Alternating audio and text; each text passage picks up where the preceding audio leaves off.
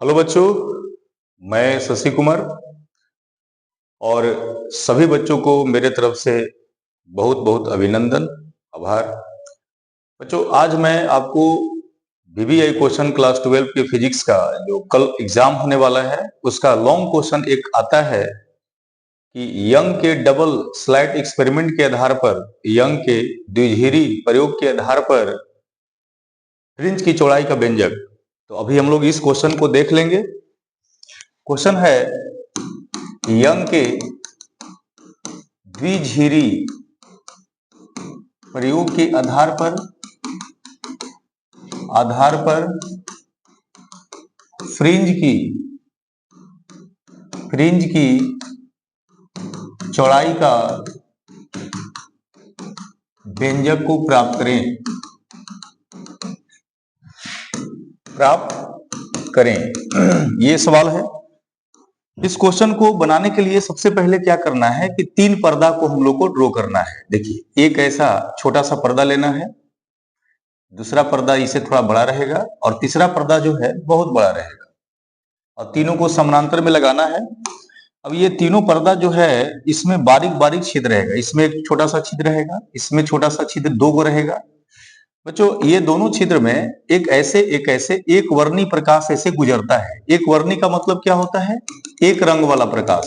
एक वर्णी प्रकाश गुजरता है, इसको एक वर्णी प्रकाश यानी मोनोक्रोमिक लाइट यहां से पास थ्रू करेगा। बच्चा, यहां पर ये दोनों का ये इसका एस नाम है, जो स्लिट है एस नाम है। अब इसका S1 और S2 है। ये दोनों छिद्र है, ये भी छिद्र है, छिद्र को ही स्लिट कहा जाता है। तो ये दोनों के बीच की दूरी को स्मॉल डी द्वारा डिनोट कर दिया जाता है और यहां से ऐसे ये अक्ष यहां तक जाएगा, ठीक है, और यहां से ऐसे एक फ्रिंज का निर्माण करता है। इसका नाम O होता है, इसका P का नाम होता है, ठीक है। इस तरह से यहां से हमने एक लंब गिराया इस पर, इसका नाम हो जाता है A और यहां से ऐसे इसको मिला दिया जाता है तो यहां पर एक कोण बनता है, इस कोण का नाम थीटा दे दिया जाता है और यहां भी एक कोण बनता है, इसका नाम थीटा दे दिया जाता है। बच्चों, जो लास्ट वाला इसका नाम दे दीजिए L, इसका M और इसका L, या फिर कैपिटल से भी डिनोट कर सकते हैं, L, M, N। और ये दोनों पर्दा की जो बीच की दूरी होती है बड़ा डी ले लिया जाता है। और ये देखिए, जो फ्रिंज बना हुआ है यही फ्रिंज है, OP के बीच की दूरी को x मान लिया जाता है। तो इस तरह से ये पिक्चर बन जाता है। अब इसके बारे में थोड़ा सा स्टेटमेंट लिख लेंगे कि तीन चित्र से तीन समानांतर पर्दा को सजाकर इल पर्दा पर इस बारीक छिद्र कर दिया जाता है एवं एम पर्दा पर S1 तथा S2 दो छिद्र की जाती है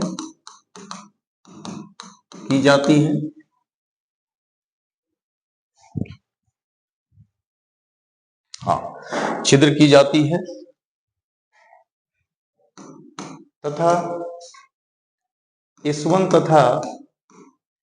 और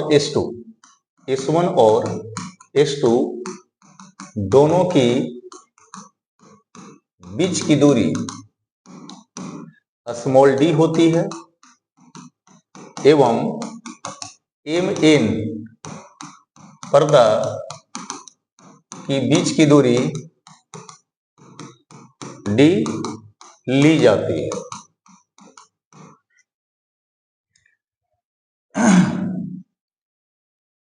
S1 तथा S2 से निकलने वाला प्रकाश की किरण, ये एक वर्णी प्रकाश है, यही प्रकाश यहां जाएगा। किरण N पर्दा पर OP चौड़ाई का एक फ्रिंज का निर्माण करता है जिसकी मान x होती है। बच्चों यहाँ से एक S1 से इस पर लंब गिरा दिया जाता है, तो यहाँ से जब ये प्रकाश जाएगी तो यहाँ से कुछ ऐसे प्रकाश की जब किरणें जाती हैं तो प्रकाश की किरण में बहुत सारा ईथर के कण होते हैं, तो ये कण क्या करते हैं, वाइब्रेट करते हुए आगे बढ़ते हैं। तो S2A से यहाँ तक का कंपन का जो संख्या होता है यानी तरंगदैर्घ्य का जो संख्या होता है उसको हम m लैम्डा मान लेते हैं, यहाँ से यहाँ तक का यानी S2 से A तक का। तो इस तरह से यहाँ स्टेटमेंट देना है और इसके बाद इसका सोल्यूशन करना है। तो सोल्यूशन होगा क्या, तो इस पर हम लोग विचार करेंगे। सोल्यूशन के लिए हम लोग दो ट्रायंगल देख रहे हैं, यहाँ पर दो ऐसे त्रिभुज बना हुआ है, वो दोनों त्रिभुज पर हम लोग बात करने वाले हैं। त्रिभुज कौन सा है, तो त्रिभुज है S1 S2A और ये त्रिभुज है, यहाँ पर आप O नाम दे सकते हैं, यहाँ पर ये या C नाम दे सकते हैं, तो COP त्रिभुज COP ये दोनों समरूप है, तो इनकी भुजा भी आपस में अनुपातिक होगी। तो अगर मान लिया जाए S2A हम लें S2A, तो इसकी भुजा ये आधार का काम कर रहा है, तो इसका भी आधार का काम कौन करेगा, जैसे S2A हमने ले लिया तो S2A जो यहाँ दिख रहा है S2A ये आधार इसका है, इसी तरह से इसका भी आधार रहेगा अगले त्रिभुज का। जैसे ये कोण बन रहा है तो ये सामने वाला लंब है, तो आधार का काम कौन सा करेगा, तो यहां से ये अगर लंब का काम कर रहा है तो ये जो हो गया आधार हो जाएगा और ये वाला क्या होगा, कर्ण होगा। ये सामने वाला कोण बन रहा है तो इसके सामने वाला ये जो भुजा है ये लंब का काम कर रहा है, किसका काम कर रहा है, लंब का। तो यहाँ भी लंब हम देंगे, तो इसके सामने वाला लंब क्या है, तो OP है। और फिर इसका वाला ऐसे मान लिया जाए, यहां से अगर मान लीजिए S2A ले रहे हैं और इसका ये कर्ण ले रहे हैं S1 S2, तो इसका भी वही काम करना होगा, इसका लंब लेना होगा OP और इसका कर्ण क्या है, CP। क्योंकि CP S1 S2 की तुलना में, CP S1 S2 की तुलना में बहुत बड़ा है, बहुत बड़ा है, तो S1 ये CP के स्थान पर अगर CO भुजा ली जाती है तो है ना S1 S2 से बड़ा ही होता है। तो बच्चों ये जो आपका पहले से CP था, अगर CO ले रहे हैं तो ये भी भुजा इससे बड़ा ही हो रहा है। उस परिस्थिति में हम क्या करेंगे, तो उस परिस्थिति में लिख देंगे कि S2A upon S1 S2 equal to OP by यहाँ पर लिख देंगे CO। अब इसकी भुजा का मान बैठा देंगे। S2A का मान कितना था, तो S2A का m लैम्डा है, तो m लैम्डा ले लेना है। S1 S2 का d स्मॉल था, ये देखिए d स्मॉल है, ये d ले लेना है। OP की वैल्यू कितना है, x है, और CO का मान कितना है, तो CO का मान बड़ा D है।